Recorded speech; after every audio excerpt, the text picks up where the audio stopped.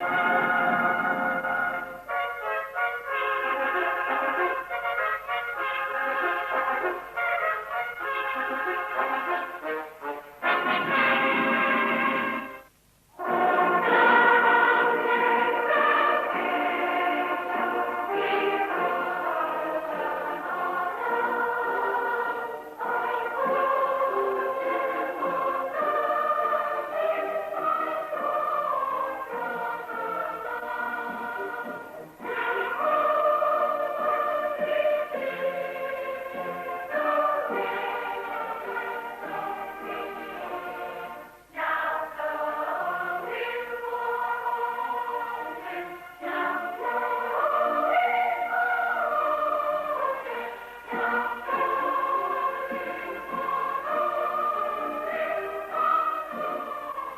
the 10th of April, 1829, William Booth was born in this small house in Nottingham, England.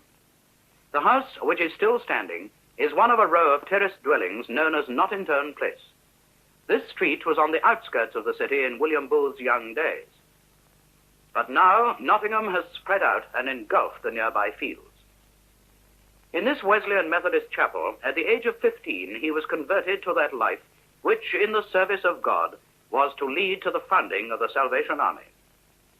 It was in this room, beneath the chapel, that William Booth knelt at a table and prayed. He afterwards said, "I wanted to be right with God. I wanted to be right in myself. I wanted a life spent in putting other people right." Today, a plaque is set in the floor to mark this spot. In 1852, William Booth was ordained as a minister in the Methodist New Connection. This portrait was presented to him by his friends in appreciation of his arduous work in Sheffield and elsewhere. It was during his period as a Methodist minister that he married Catherine Mumford, who became his beloved wife and never-failing helper. She was afterwards to become known as the Mother of the Salvation Army. But the Reverend William Booth's continued emphasis on evangelical work, which he insisted in putting before all else, conflicted with the views of the majority of the members of the Methodist New Connection. At the conference in 1861, limitations were placed upon his freedom which he felt he could not accept. But it was Mrs. Booth who dramatically clinched matters. Leaping to her feet in the gallery, she cried, "Never." William Booth responded immediately, for she had echoed his own thoughts, and heedless of the cries of order, they both left the conference. After 7 years' devoted service, William Booth had resigned to retain his freedom of action. A series of events followed which ultimately led to his going to London. One evening, as he was passing the Blind Beggar public house on Mile End Waste, he saw a group of gospel missioners concluding a meeting. Their leader asked if any bystander would like to have a word, and William Booth accepted. He addressed the meeting, and so profound was the impression he made upon the crowd that he was invited to take temporary charge of the mission. He accepted the invitation. Meetings were held in a tent in a Quaker burial ground off Whitechapel, in those days an extremely rough quarter of London. Some 200 or 300 unkempt, odorous, poorly clad people belonging to the lost land of the East End would gather here. William Booth's commanding figure and forceful words immediately challenged attention, and godless, heedless crowds packed the tent despite the fact that roughs slashed it with knives and on more than one occasion cut the guy ropes, bringing it down upon those within. But winter came, cold, chilly winds blew in through rents in the tent onto the people, and the congregation declined. Other meeting places had to be found. Meetings were held in theaters on Sunday nights, and various other buildings were used as a temporary expedient. In 1864 came the turning point in the mission's history. A beer shop known as the Eastern Star was acquired and converted into permanent headquarters. This picture from the cover of the Report of the Christian Mission in 1867 shows this building after the conversion. It provides also the first evidence of the use of flags. The flag flying over the building may be said to be the forerunner of the flags used in the Salvation Army today. A notice on the front of the building throws interesting light on the activities of William Booth at this time. He was, by now, General Superintendent of the mission. Inside, a large room built for an American bowling saloon seated 300 people and was crowded to the doors every evening of the week. By 1869, the mission had a number of branches, but it still had no central hall. A building known as the People's Market had recently been erected on the Whitechapel Road, where cheap provisions of all kinds were sold. The venture was not successful, and William Booth appealed for funds to purchase the property and turn it into a mission hall. In due course, this was done. The shop at the front was operated as a soup kitchen.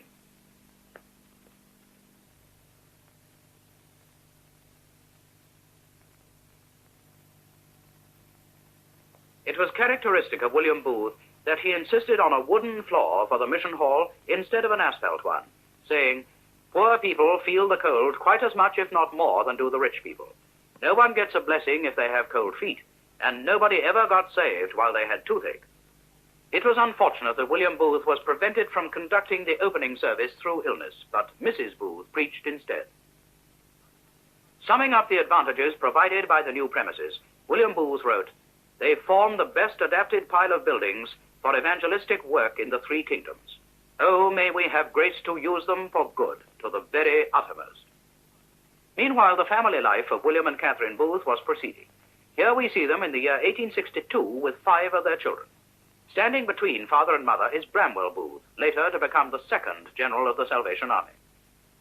The Christian mission grew steadily, as this picture of the members of the conference in 1877 suggests.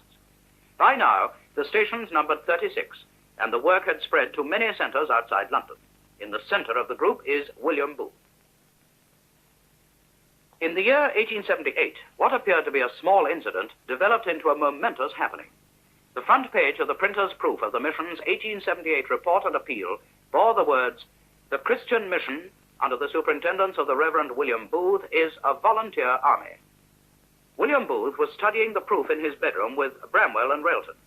Bramwell, on seeing the phrase volunteer army, said, "Here, I'm no volunteer, I'm a regular or nothing." At this, William Booth looked at his son, took up his pen, and struck out the word volunteer. For it, he substituted salvation. This was the first appearance of the description Salvation Army. Out of that conference, and by the hand of William Booth, came the inspiration which gave the organization a striking name, wholly descriptive of its purpose and character, the appropriateness of which has never been questioned.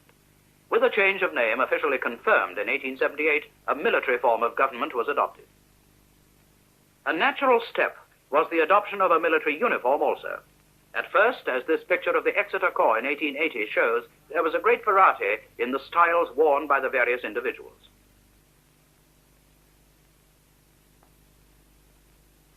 In 1883, William Booth, now beginning to be universally referred to as the General, called attention to the greatly increased value of uniform with every fresh growth of the Army's publicity. Old photographs have been preserved, too, showing how music was taken up by the soldiers of the Army during the 1880s.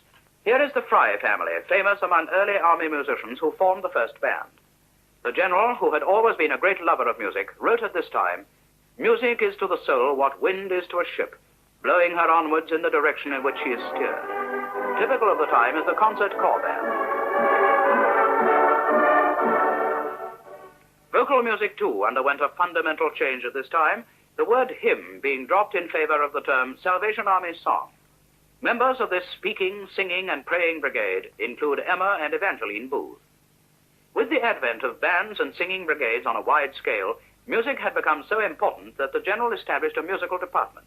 Richard Slater with the violin, Henry Hill, and Fred Fry, the first staff, were charged with the job of making the best use of music in the Army. This drawing shows Whitechapel Band on parade.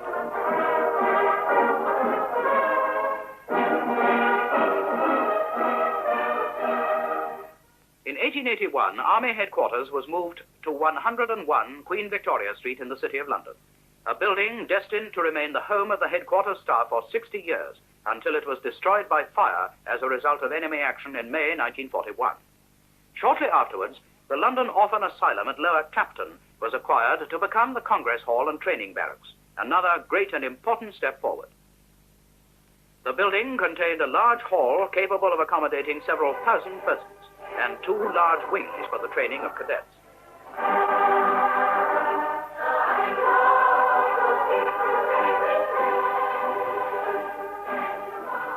To the soldiers, the General wrote, "The nation is now awakening to our existence. Everywhere we are being called for."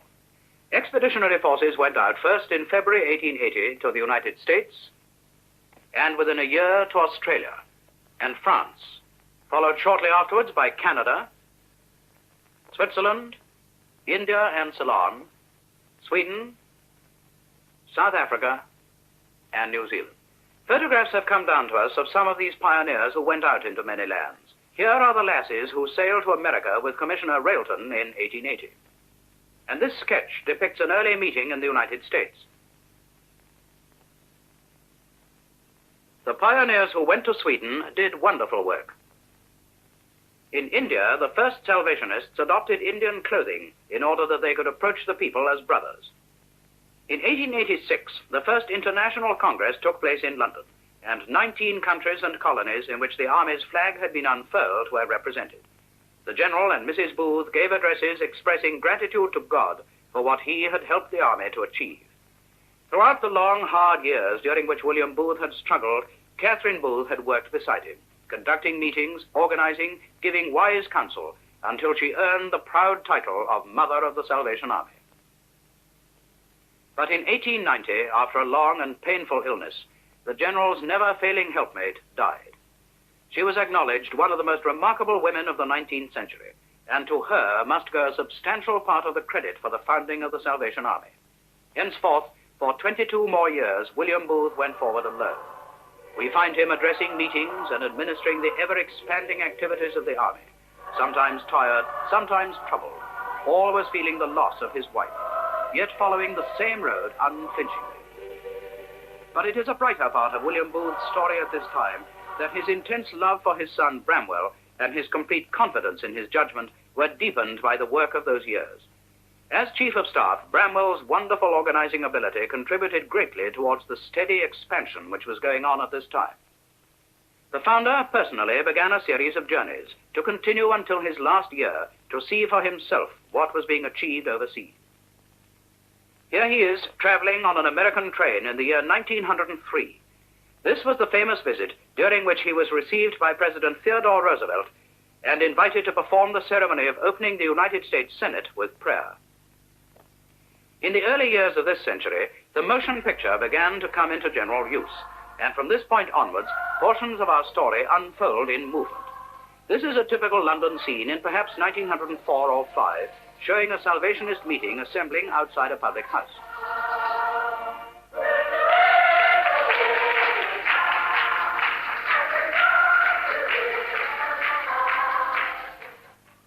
Let us catch another glimpse of this world, half a century ago, in movement. This scene shows traffic outside the Mansion House in the City of London. Among the earliest motion pictures of the Army's activities that have been preserved are some scenes of the International Congress in London in the year 1904. Coming out of the Congress meeting are some of the thousands who took part. The hall used was a temporary building in the Strand, specially erected for this purpose.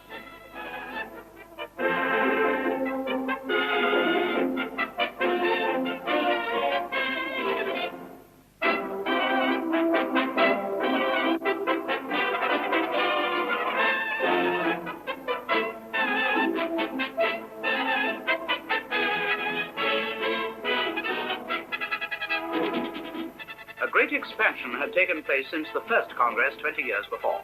Years of consolidation in Britain and tremendous expansion in the many other countries that had been invaded by the Army in those 2 decades. The General, accompanied by Commissioners Cadman, Pollard, and Kitching, goes to the saluting base for the great march past. This took place at the Crystal Palace. The General acknowledged contingent after contingent from all parts of the world. To William Booth, taking the salute with such vigorous enthusiasm, the International Congress was an event of great importance, for he believed in associating all the races of the earth together in a common religious enthusiasm.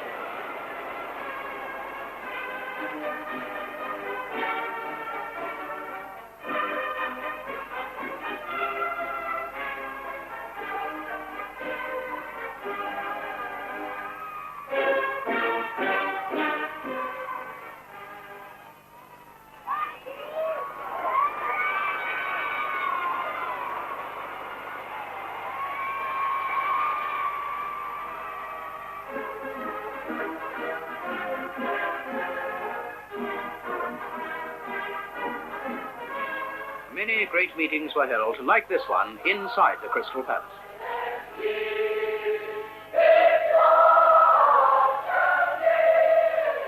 In a railway accident in the far west of the United States, the General's daughter, Emma Booth Tucker, known as the Consul, was killed in 1903. Her death was a sad blow to him. Her body was brought back to New York, where her funeral took place.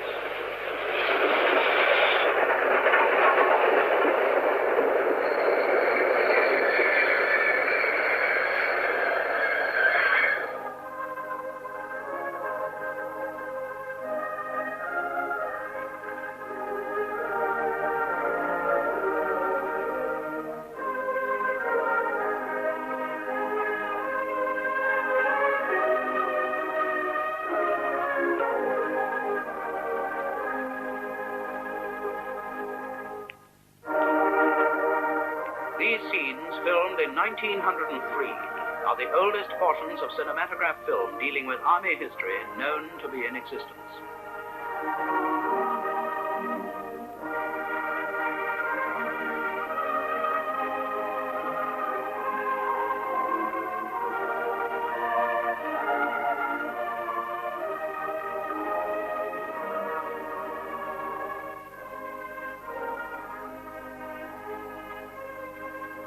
The General said, "She has toiled for America for 8 long years, and it seems to me that she should be laid down in the last long sleep on American soil."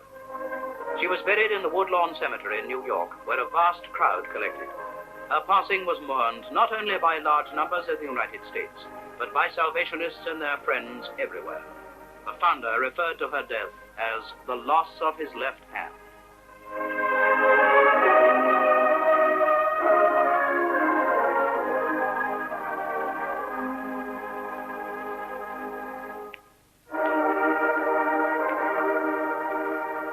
William Booth, an old man in his 75th year, yet had the courage and determination to inaugurate an entirely new method of campaigning.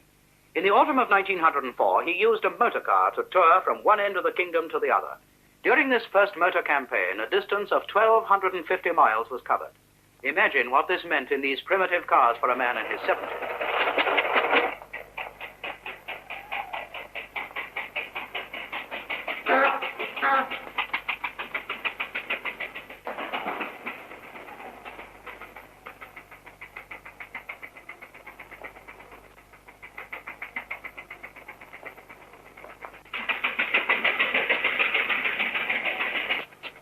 There were some people who disapproved of these methods, but on the whole, the imagination of the world was struck with sympathy and approval that this very old man should adopt the latest invention of science at the end of his life's work.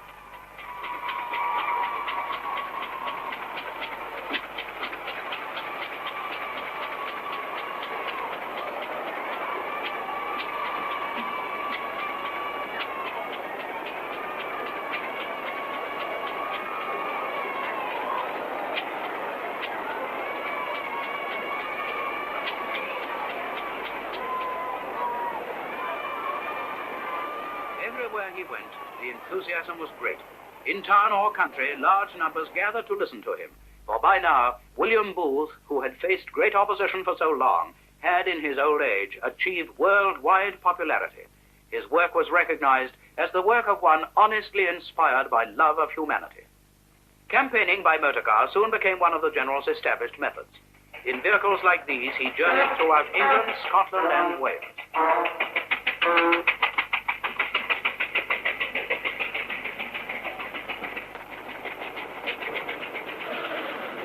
The going was not always without mishaps.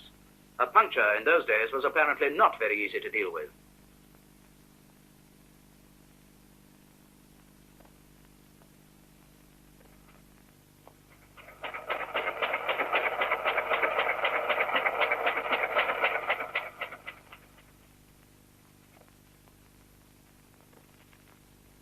The General is addressing a great crowd in Wigan, but towns both large and small were visited.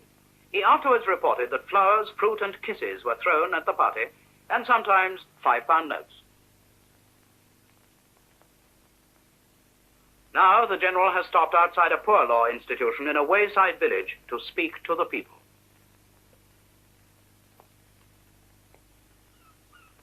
In 1905, the General set out to visit Australia, spending a few days in the Holy Land on the way.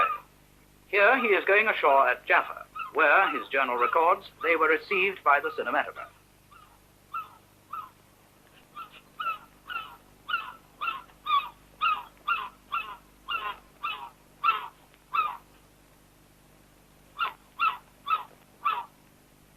He is accompanied by his faithful aide-de-camp, Lawley. The General's program was a full one.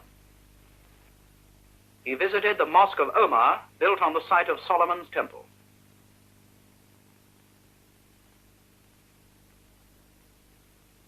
At Bethany, he visited the house of Martha and Mary.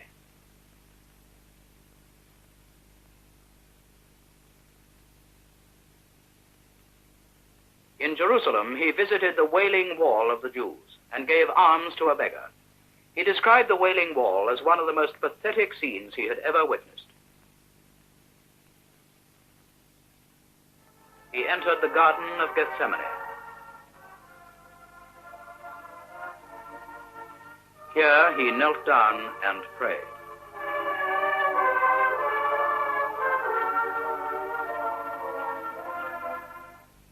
The climax of his visit to the Holy Land was when he climbed Mount Calvary and read a manifesto he had prepared, calling on all who name the name of Christ to follow his example and make a desperate effort on behalf of the salvation of the lost world. This manifesto was reproduced in the press of countries everywhere.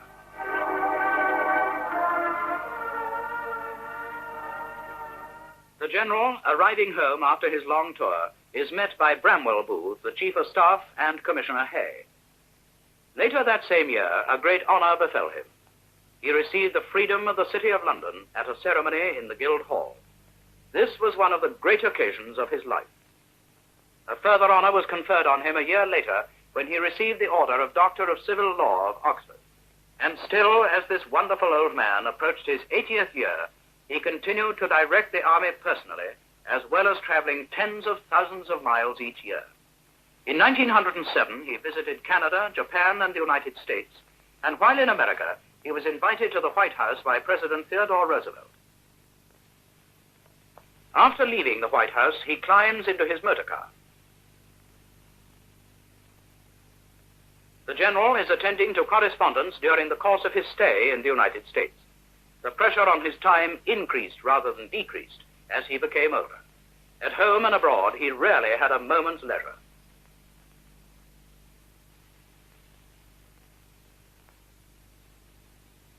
The faithful Brigadier Cox, who accompanied him so often and looked after him so well, is in attendance.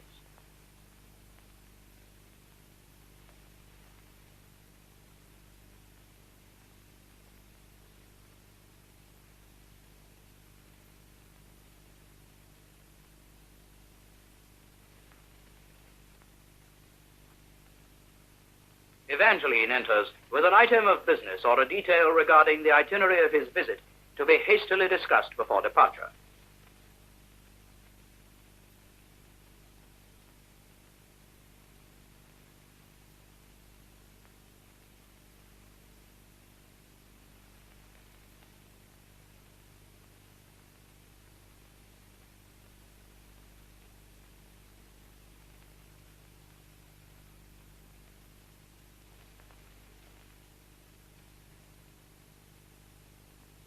They wait for the arrival of the cars.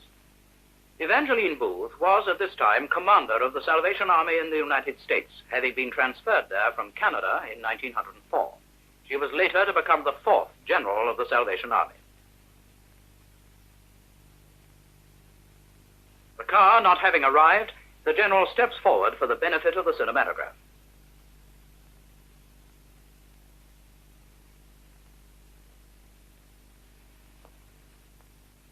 His worldwide travels continued. Here he is coming ashore at Cape Town during his tour the next year in 1908. He visited other places in South Africa, including Kimberley. At home, his motor tours continued, thousands of miles being covered in this way. In his 80th year, we find him visiting Denmark, Sweden, Finland, and St. Petersburg in Russia. He continued to travel abroad until his 83rd year. His home during the last years was a modest house at Hadley Wood, to the north of London. He spent many working hours in his study here. On his 83rd birthday, he wrote, "Everyone thinks it next door to a miracle that I shall be so young and energetic and capable of so much work." Right up to the end, he was talking of work and thinking of his fellow men. Here he is with his faithful sheepdog, Jip, in the garden of his home at Hadley Wood a few months before his death. His last public appearance was at the Royal Albert Hall in London on May the 9th, 1912. Speaking to 9,000 people, the general said, "Like a ship, I am going into dock for repairs," referring to the impending operation on his eye for cataract. Towards the end, he became totally blind. On the 20th of August, 1912, William Booth, God's soldier, laid down his sword. He lay in state in the Congress Hall, London. Thousands came to pay tribute.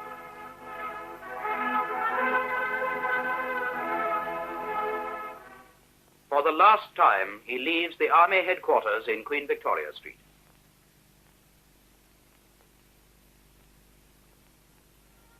Through the streets of London, his funeral procession passed, through the city of which he was freeman.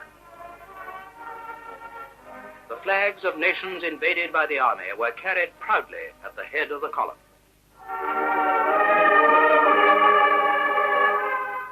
The whole traffic of this metropolis was arrested by one of the densest multitudes that ever thronged its thoroughfares.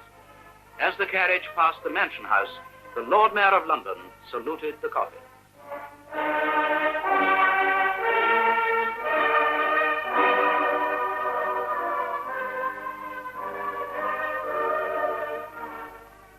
"10,000 men and women from the ranks of the Salvation Army, specially selected to represent their comrades, walked behind their promoted leader, who had taught them to give their lives ministering to the poorest, the lowliest, and the lost."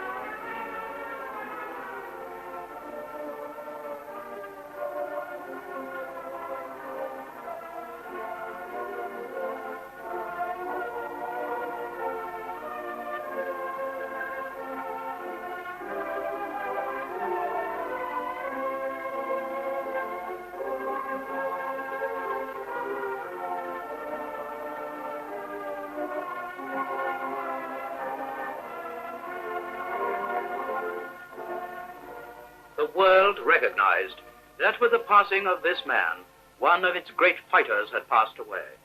Messages of sympathy rained in from every quarter of the globe. Every newspaper of any consequence paid its tribute. No man ever finished his earth's battle with so universal a triumph.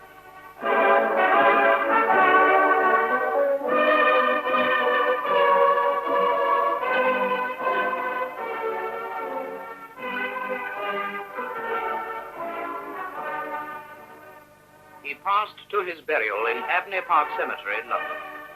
The vast crowd that witnessed the end of his last journey was symbolic of a mightier host. For in the shelters of the army he had founded, thousands of homeless men were finding refuge. In his homes, thousands of women, saved from the uttermost ruin, were mourning his loss. In every continent, many there were, telling each other sorrowfully that the Father who had sought them out and rescued them had passed from the world. And in countries as ancient as China and as new as America, tens of thousands were speaking of him as the man who had brought them comfort and strength.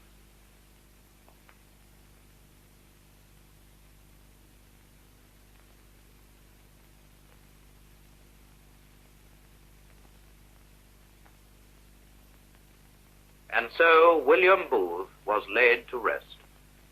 But it is the way of Salvationists to see triumph in death, to see it as promotion to a greater glory.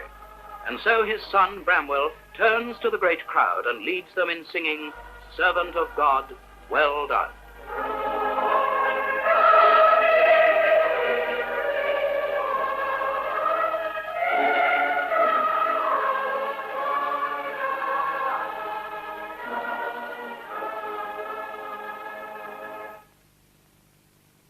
His study is empty now, and his chair stands vacant. But his work goes on. His followers have carried it to the farthest limits of the world, and many of his unfulfilled dreams have been gloriously brought to pass.